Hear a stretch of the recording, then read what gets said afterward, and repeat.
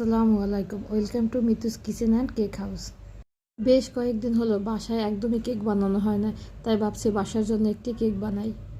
আপনারা দেখতে পেয়েছেন, প্রথমে আমি একটি ডেকোরেশন করে সেই ডেকোরেশনটি আবার তুলে ফেলেছি। এবার আরেকটি ডেকোরেশন করেছি, সেই ডেকোরেশনটি আবার তুলে ফেলেছি। দ্বিতীয়বার যে ডেকোরেশনটি করেছি সেটা আমি ডালিয়া নজল দিয়ে করেছি, আর এখন যে ডেকোরেশনটি করছি সেটা আমি ছোট্ট একটি রোজ নজল দিয়ে করেছি।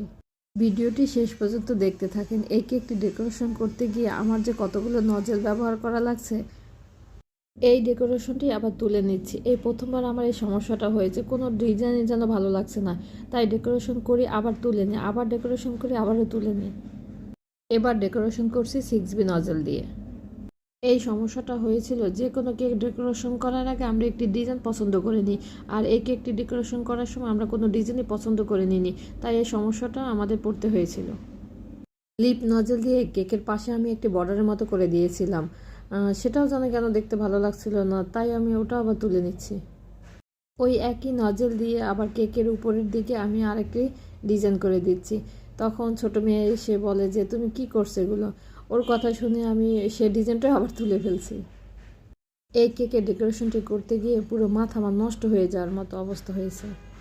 ক্রিমটা তুলে নিয়ে আবারও কেকের ফিনিশিংটা ভালো মতো দিয়ে নিলাম। এবার 1M নজল দিয়ে আমি এই ডিজাইনটা করে নিচ্ছি, আর ডিজাইনটা দেখতে ভালোই লাগছিল, তারপরও কেন জানি আমি ডিজাইনটা তুলে নিয়েছিলাম। আপনাদের কাছে আমার ছোট একটি অনুরোধ, এই পর্যন্ত এই কেকটিতে কতগুলো ডেকোরেশন করেছি সেটা আপনারা কমেন্টে লিখে জানাবেন। অবশেষে আমার কেকের ডেকোরেশনটি সম্পন্ন করতে পেরেছি। এটাই ছিল আমার কেকের ফাইনাল লুক।